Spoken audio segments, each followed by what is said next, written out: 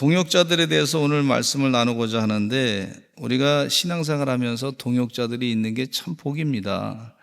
하나님께서 동역자를 붙여주시는 줄로 믿습니다. 하나님 도와주시어서 나 혼자 힘이 붙일 때에 동역자가 있으면 힘이 돼가지고 그 일을 감당할 수 있고, 인생도 살아갈 수가 있고 살아갈 소망이 있는 것을 볼 수가 있어요. 그러니까 동역자가 꼭 필요한데, 오늘 본문 말씀 가운데 보면 모세에게는 동역자가 아론과 훌이라고 하는 분이 있었습니다. 아말렉이 이스라엘과 르비딤에서 싸우게 될 때에 모세가 지팡이를 들고 하나님께 간절히 손을 들고 기도하면, 그러면 아말렉 군대가 물러가게 되고 여호수아 군대가 승리하게 되는 걸 볼 수가 있는데, 또 이 기도하다가 힘이 빠져가지고 쭉 내려오니까 이 여호수아 군대가 뒤로 밀리는 거예요. 그래서 걱정이 돼가지고 아론과 훌이 말이죠, 의자를 갖다 놓고 돌을 딱 거기에 놓고서 거기 위에 앉히고, 모세를 앉히고 그 지팡이를 양쪽에서 버쩍 들어 올려가지고 기도를 계속 같이 힘써서 했더니 아말렉 군대가 물러가서 여호수아 군대가 승리했다 하는 그런 내용이 오늘 본문 말씀입니다. 그러니까 동역자들이 우리에게 꼭 필요하다고 하는 말씀을, 메시지를 이 모세를 통해서 이 아말렉과의 전쟁에서 여호수아 군대가 이기는 과정을 통해서 우리에게 동역자가 얼마나 중요하고 필요한지를 가르쳐 주신 귀한 말씀인 것을 볼 수가 있습니다. 동역자 가운데 기도의 동역자가 있으면 좋겠습니다. 사업에 귀한 동역자가 있으면 좋겠습니다. 또 봉사할 때도 봉사하는 동역자가 있으면 좋겠습니다. 또 같이 하나님 말씀을 나눌 때도 하나님께 예배드리면서 귀한 말씀을 나누는 그런 귀한 영적인 동역자가 많았으면 좋겠습니다. 그러면 같이 말씀을 나누다 보면 성령이 역사해가지고 마음에 큰 힘이 되는 걸 볼 수가 있어요.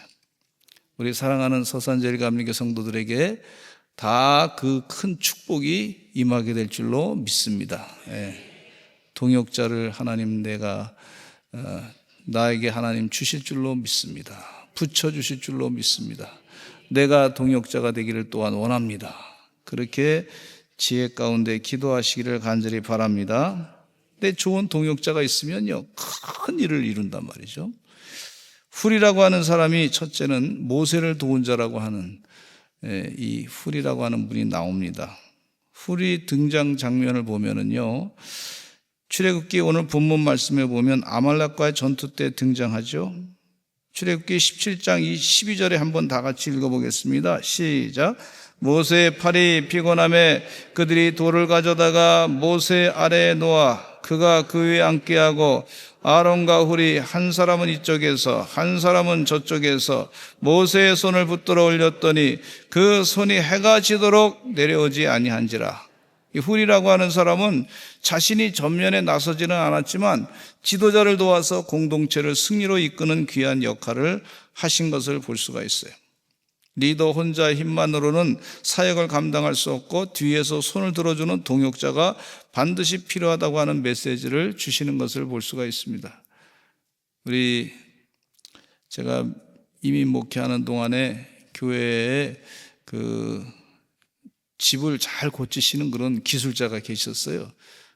건축하는데 아주 큰 일을 하셨던 분이신데, 이 교회가 지붕이 망가지고 또 교회가 이제 그 많은 부분이 지붕이 고칠 때가 있고 그런 데가 있고 교회 이제 벽이 막 허물어지고 그러니까 이분이 교회 와서 열심히 봉사하는 거예요.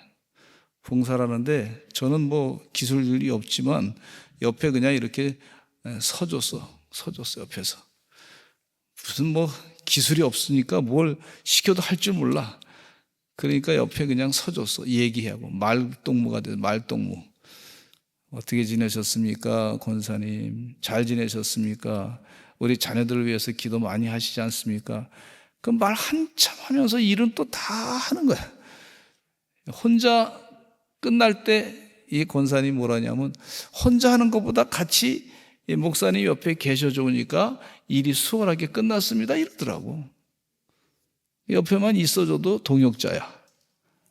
일은 할 줄 모르는 동역자야. 그리고 가끔 간식 같은 거 갖다 드리고 커피 타다 드리고 그러면 기분 좋아서 한 잔 마시고 또 일하시고 그러시더라고. 동역자가 필요한 줄로 믿습니다. 우리는 동역자가 서로 동역을 하는구나, 협조해야 되겠구나, 이런 생각을 갖게 됩니다. 아론이라고 하는 분이 나오는데, 아론은 모세의 형이고 대제사장이었어요. 출애굽기 4장 14절로 16절에 보면 또 출애굽기 7장 이후에 나타난 아론이 언급되는 걸 볼 수가 있어요. 아론의 주요 역할을 살펴보면 아론의 대변자입니다. 말을 얼마나 잘했는지 몰라요. 출애굽기 초반부에서 모세가 하나님께 나는 말을 잘 못합니다, 그렇게 얘기했을 때 이 모세는요 말을 좀 더듬었습니다. 더드드드드 말을 하니까 사람들이 말이죠, 지도자로서 말 잘 못하면 뭐 인기가 있겠습니까? 그러니까 나는 말 잘 못합니다, 나한테 일 시키지 마세요, 그렇게 모세가 강력하게 부탁하니까 하나님도 포기하지 아니하고 그렇게 말씀하시는 것을 볼 수 있는데, 하나님께서 하시는 말씀이 아론은 모세의 입이 될 것이다, 그렇게 하나님께서 말씀하시고, 내 형 아론이 있지 않느냐, 걱정하지 말아라, 네 형 아론이 잘 얘기할 것이다, 그렇게 말한 것을 볼 수가 있습니다. 출애굽기 4장 14절 한번 읽어보겠습니다. 시작.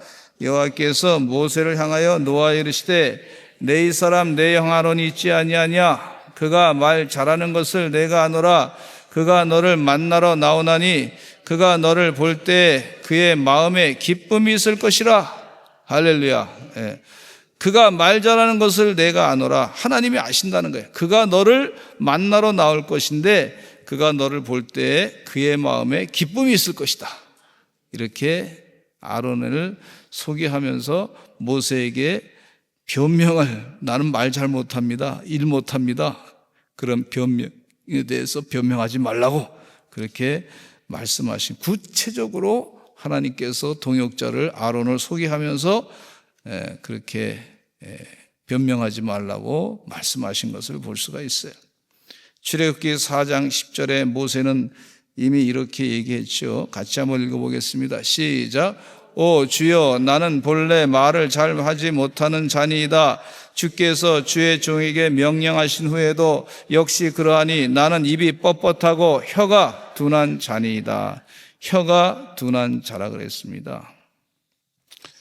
아마 현대의학적으로 보면 말더듬이는요, 불안, 트라우마 혹은 신경학적 이유로 말더듬이는 생기는 것을 볼 수가 있는데, 제가 참 친한 목사님 한 분 계신데, 저보다 연배가 좀 있으신 분이신데, 이분은 말씀을 편하게 잘 하시다가 갑자기 뭐가 조금 긴장되면 말을 좀 떠시더라고. 더더더더 이렇게. 뭔가 다른 사람에게 불편한 걸 줄 때 본인이 아셔가지고 부탁할 때 말을 더더더더 떠셔요.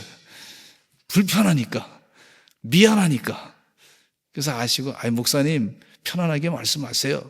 그러면 또 그거 들으시고 기분 좋으셔가지고 편안하게 부탁하고 말씀하시는 것을 봅니다. 그러니까 이분이 저한테 고맙다 그러더라고.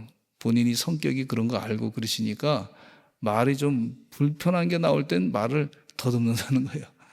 근데 목사님 앞에 서면 편안하게 얘기할 수 있어서 좋습니다 그러시더라고. 그것도 동역자더라고 보니까. 편안하게 말씀하세요. 한번 해보실까요? 편안하게 말씀하세요. 그것도 동역이더라고 보니까. 그분에게 쓰는 동역이 됐어요. 그러니까 힘이 나가지고 또 다른 분들에게 자신 있게 이런 방법으로 말씀하시면 될 것 같습니다. 그러니까 다른 분들에게 또 담대하게 그렇게 말씀하시는 것을 볼 수가 있어요. 출애굽기 4장 11절에 하나님은 모세의 말을 듣고 하나님께서 강력하게 이런 말씀하셨어요. 이건 하나님 말씀이니까 한번 같이 읽어보겠습니다. 모세에게 향하신 하나님 말씀, 시작. 누가 사람의 입을 지었느냐? 누가 말 못하는 자나 못 듣는 자나 눈 밝은 자나 맹인이 되게 하였느냐? 나 여호와가 아니냐? 누가 사람의 입을 지었냐? 하나님이 지셨죠. 누가 사람의 입술을 지었냐? 하나님이 지으신 줄로 믿습니다. 예, 그 믿음을 가지라는 거예요. 모세에게. 네가 네 입이 아니다는 거예요. 하나님께서 지으신 입이라는 거예요. 그렇게 믿습니까? 예. 네 입이 아니요. 하나님 만드신 거예요. 이렇게 지금 말씀하시는 충청도 버전으로 지금 하나님 말씀하시는 네 입술이 네 거 아니요. 네가 한 거 아니야. 하나님이 만드신 거예요. 왜 못한다 그래? 말 못한다 그래. 그렇게 하나님께서 하시는 말씀. 귀담아 들으시고 담대하게 주의 일 감당하시는 주의 종들 되시기를 간절히 축원합니다. 그래서 모세의 약함을 인정하면서도 하나님은 그 사명에 방해가 되지 않도록 아론이라고 하는 귀한 형님을, 말 잘하는 형님을 준비해 놓으시고 동역자로 일하게 하신 줄로 믿습니다. 동역자로 일하게 하셨어요. 출애굽기 7장 10절로 12절 10가지 재앙을 막 이 애굽 땅이 막 행하기 전에 기적을 행하기 전에 하나님께서 지팡이를 들어가지고 그 모세의 지팡이를 들어가지고 이제 아론도 그 지팡이를 들어서 사용하실 때 아론도 그 역할을 감당했던 걸 볼 수가 있는데 출애굽기 7장 10절로 12절에 같이 읽어보겠습니다. 시작. 모세와 아론이 바로에게 가서 여호와께서 명령하신 대로 행하여 아론이 바로와 그의 신하 앞에 지팡이를 던지니 뱀이 된지라. 바로도 현인들과 마술사들을 부르매 그 애굽 요술사들도 그들의 요술로 그와 같이 행하되 각 사람이 지팡이를 던짐에 뱀이 되었으나 아론의 지팡이가 그들의 지팡이를 삼키니라. 아론의 지팡이가 뱀이 됐는데 그 애굽의 바로 왕의 술사들이 또 뱀을 만들어서 이렇게 막 그냥 위협적으로 우리도 할 수 있다 그렇게 했는데 아론의 지팡이, 아론의 뱀이 말이죠. 다른 뱀들을 다 잡아먹은 줄로 믿습니다. 하나님께서 그렇게 힘을 주시고 역사를 나타낸 것을 볼 수가 있어요. 근데 안타깝게도 아론은 실수하고 약점이 성경에 있어요. 실수했던 약점이 있는 걸 볼 수가 있는데, 근데 금송아지 사건을 보면은요, 이 모세가 시내산에서 오랫동안 머무르니까 백성들이 불안해하고 아론에게 우상을 만들라고 요구했습니다. 아론은 금송아지를 만들고 그것을 이스라엘의 신이라고 말했어요. 기가 막힌 일을 잘못된 일을 했죠. 우상을 만들어가지고 이게 하나님이다. 우리를 애굽에서 이끌어낸 하나님이다. 이렇게 얘기한 사람이 바로 아론이에요. 이게 얼마나 기가 막힌 일입니까? 말도 안 되는 얘기를 한 거죠. 모세의 대변인으로서 역할을 해야 되는데 자기가 백성들의 대변인으로서 역할을 한 것을 볼 수가 있어요. 얼마나 안타까운 일이 벌어졌는지 몰라요. 큰 죄를 졌죠. 그래서 모세의 중보로 심판을 피할 수 있게 되었는데 모세와 함께 또 반역한 사건이 있었는데 민수기 20장에 모세와 아론이 무리바에서 하나님 명령을 어기고 반석을 쳤을 때 그 일로 인해 가지고 둘 다 약속의 땅에 들어가지 못했습니다. 이렇게 부족한 거에 많았던 사람임에도 불구하고 하나님께서 그를 모세의 동역자로 사용하신 것을 또한 볼 수가 있어요. 아, 부족한 사람도 하나님께서 때로는 동역자로 분명하게 쓰실 때는 쓰시는구나 하는 것을 알 수가 있습니다. 우리도 참 부족한 점이 많이 있어요. 근데 하나님께서 그 부족한 사람을 모든 것이 합력하여 선을 이루는 역사가 있게 하시는 줄로 믿습니다. 그 사람을 통해서 또 동역을 하신단 말이죠. 아론은 완벽하지는 않았지만 하나님께 쓰임받은 중요한 영적 리더가 된 걸 볼 수가 있고 그 아론의 삶은 은혜와 용서 그리고 직분의 소중함을 보여주는데 그 실수조차도 하나님이 어떻게 지도자를 훈련하고 바로 세우시는지를 보여주는 귀한 교훈의 말씀이 있는 것을 볼 수가 있습니다. 그 다음에 부살렐과 오홀리압이라고 하는 사람이 있었는데 이 부살렐과 오홀리압이라는 사람은 성막 건축을 도운 기술자들이에요. 출애굽기 31장 1절로 11절 말씀과 35장 30절 36장 1절에 등장하고 있는데, 이 부살렐이라고 하는 사람은 어떤 사람이냐면 유다 지파고 우리의 아들 훌의 손자고 훌의 후손이라 말이죠. 하나님이 지혜와 총명, 지식과 여러 가지 재능을 주셔가지고 금과 은과 녹과 목공, 보석, 세공 등 모든 공예에 능한 사람이 되게 하셨는데, 성막과 모든 기구, 제사장 옷, 향기로운 향, 이런 모든 것을 만드는 총책임자로서 하나님이 친히 채워주신 사람이다 하는 그런 의미를 갖고 있는 이름이었습니다. 한번 따라서 하실까요? 하나님이 친히 채워주신 사람, 이 부살렐. 또 오홀리압이라는 사람이 있지 않습니까? 이 오홀리압이라고 하는 사람은 단지파 사람이고 아이 사막의 아들이고 부살렐과 함께 돕는 자로 임명이 되었습니다. 그 역시 하나님의 영에 감동돼 가지고 기술과 디자인, 직조, 수경에 이런 것에 탁월한 능력을 발휘했던 사람이었어요. 부살렐이 총감독이라면 오홀리압은 실무 총괄을 담당한 사람이었다, 이렇게 여겨집니다. 기술자도요, 하나님의 부르심을 받더라고요. 리더는 모세고 제사장은 아론이고 조력자는 훌, 그분들뿐만 아니라 기술자도 하나님의 사역을 위해 택함받은 존재라고 하는 사실이 상당히 감동적인 것을 볼 수가 있어요. 우리 교회도 성전 건축할 때 보니까 우리 교회에 재능 있으신 분들이 다 모여가지고 열심을 다해서 어떻게 건축할 것인가, 어떻게 건축업자를 협조해서 할 것인가, 어떻게 성도들에게 이 건축의 진행사항을 잘 얘기할 것인가. 저는 전문가가 아니니까 그 맡으신 분들이 말이죠, 성도들에게 잘 설명해주고 궁금증이 있으면 얘기도 해주고, 그러면서 또 어떤 분은 이 재정적인 부분도 잘 책임져 가지고 투명하게 그걸 어떻게 운영할 것인가 서로 신경을 써가면서 말이죠, 그렇게 기도도 하고 그러면서 성전을 건축했습니다. 기술자들이 있으니까 참 좋더라고요. 얼마나 감사한지 몰라. 각종 달란트가 다 있으니까 너무 협조가 돼서 감사하더라고. 때로는 목소리가 좀 크신 분도 계시고 작으신 분도 계시고 목소리가 크신 분 중에 더 크신 분도 계시고 다 합력하여 선을 이룬 줄로 믿습니다. 아멘.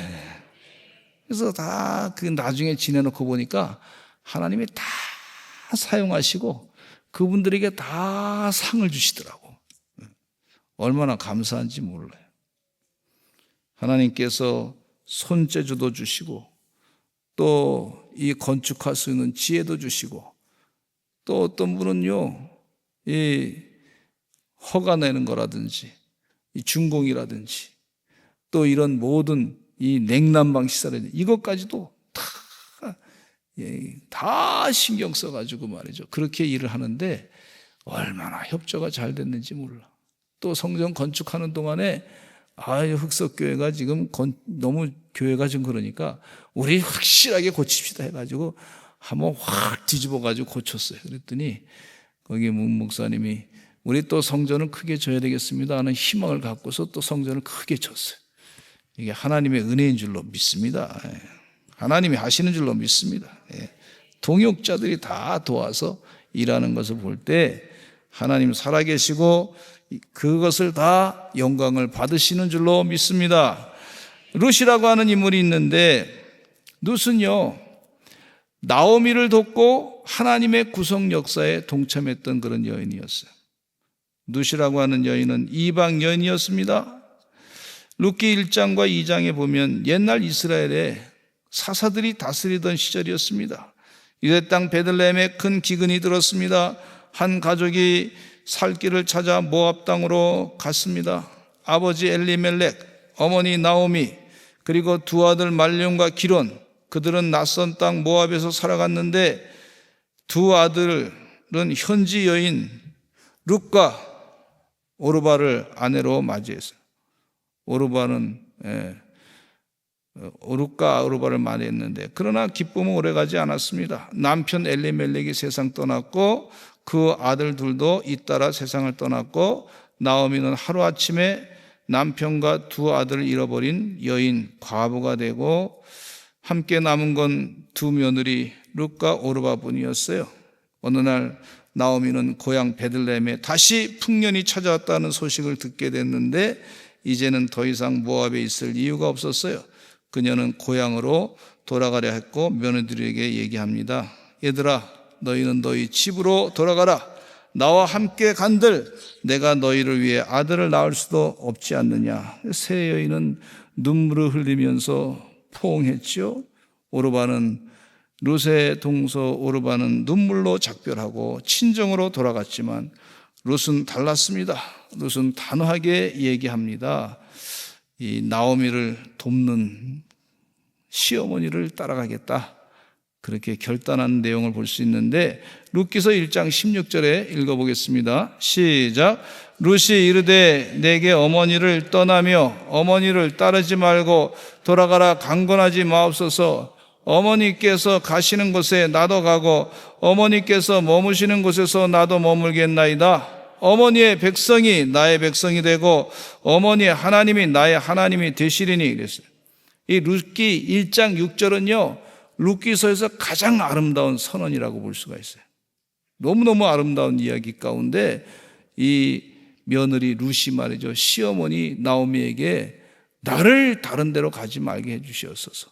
어머니의 하나님이 내 하나님 될 것이고 어머니의 백성이 나의 백성이 될 것입니다.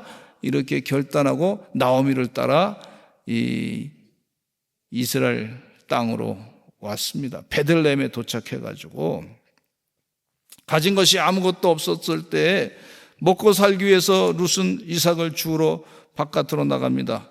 바깥으로 나갈 때 그냥 나가지 아니하고 시어머니에게 허락을 받고 나가는 거예요. 허락을 받고 무시하지 않고 시어머니, 어머니 제가 이삭을 좀 주술거서 곡식을 좀 거둘라 그럽니다. 이삭은요 많이 좀 이렇게 밭을 수확할 때 떨어뜨려 일부러 놓습니다. 그러면 경제적으로 어려운 사람들이 와서 그 이삭을 주워서 먹고 살게끔 그렇게 하는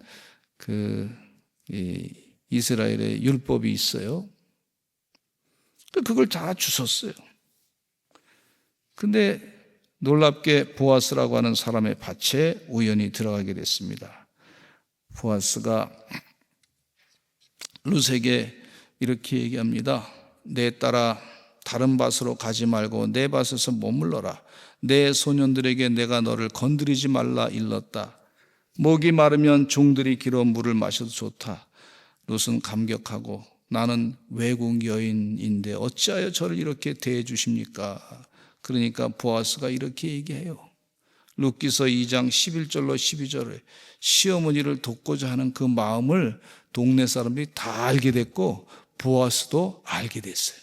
같이 읽어보겠습니다. 시작. 내 남편이 죽은 후로 내가 시어머니에게 행한 모든 것과 내 부모와 고국을 떠나 전에 알지 못하던 백성에게로 온 일이 내게 분명히 알려졌느니라. 여호와께서 내가 행한 일에 보답하시기를 원하며 이스라엘의 하나님 여호와께서 그의 날개 아래 보호를 받으러 온 내게 온전한 상 주시기를 원하노라. 하나님께서 내게 온전한 상 주시기를 원한다. 어머니, 시어머니를 따라온 것에 대한 그 고마운 마음, 착한 마음을 알고 아주 훌륭하게 그 여인의 결단을 인정해 줬던 걸 볼 수가 있고 나중에 보아스와 결혼하게 돼서 또 자녀를 낳게 됐는데 오벳이라고 하는 자녀를 낳게 됐어요. 오벳은 누구냐면 다윗 왕의 할아버지입니다. 그리고 룻이라고 하는 여인은요 예수님의 족보에 그 이름이 기록되게 된 것을 볼 수가 있어요.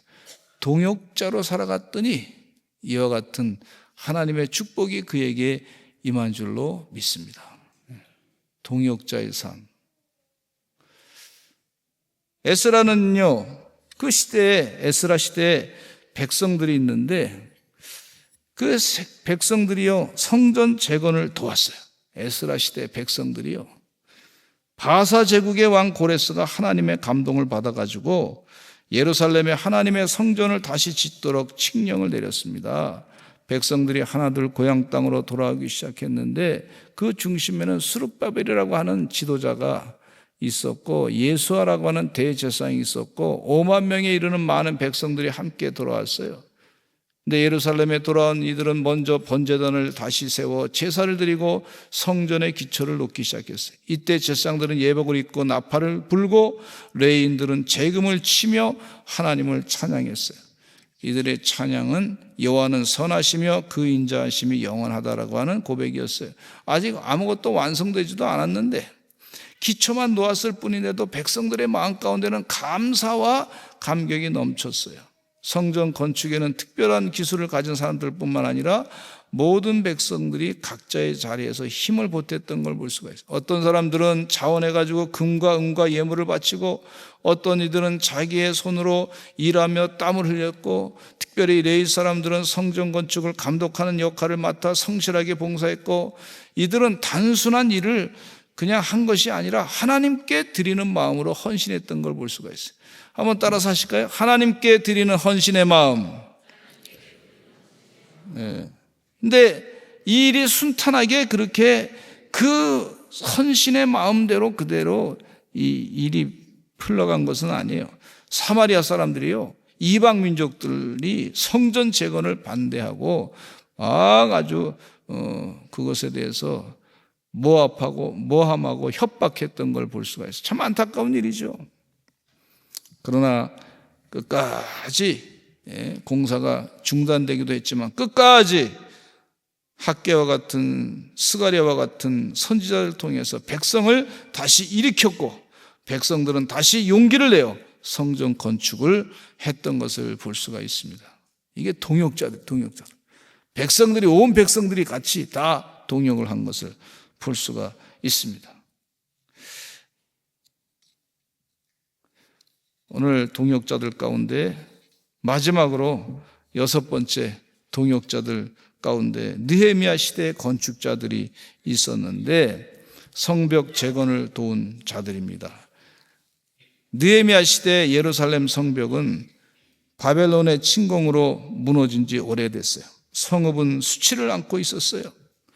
그러나 하나님의 감동을 받은 느헤미야는 예루살렘으로 돌아와서 성벽을 다시 세우는 위대한 사역을 시작했는데 이 일은 단순히 한 사람의 리더십으로만 된 것이 아니라 온 백성의 헌신적인 동참으로 이루어진 공동체의 사역이었던 것을 볼 수가 있어요. 혼자 한 것이 아니라 모든 사람들이 함께 그 일을 감당했습니다. 느헤미야 3장은 성벽 재건에 참여한 사람들을 구체적으로 이름을 다 기록한 걸 볼 수가 있어요. 그들의 이름, 직업, 맡은 구역까지 자세하게 기록했어요. 동역해서, 협력해서 됐다고 하는 사실을 하나님께서 이스라엘 백성들에게 가르쳐주고 우리에게도 가르쳐주는 내용이에요. 협력했다. 대제사장 엘리야십과 제사장들이 양문을 건축하고 사역의 시작을 열었던 것을 볼 수가 있고 영적 지도자들이 먼저 헌신하면서 그 외의 사람들도 같이 다 협조했던 걸 볼 수가 있어요. 주님 은혜 가운데 우리에게 이 동역의 지혜를 가르쳐줬는데 그 성전 건축이 성벽 건축이 얼마나 걸렸냐면 성벽이 말이죠. 그 외부의 침입을 막기 위한 그 성벽 건축이 52일 만에 됐어요. 52일 만에. 아주 짧은 기간 내에 협조하니까 그 일이 큰 역사를 이루게 된 줄로 믿습니다.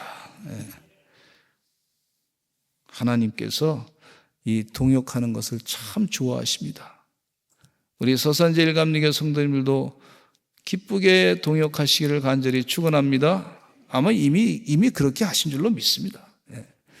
주의 은혜 가운데 앞으로도 더 기쁨으로 동역하시는 하나님의 귀한 종들 되시길 간절히 축원하고 하나님께서 하시는 큰 일을 이루시는 능력의 주의 종들 되시기를 간절히 축원합니다.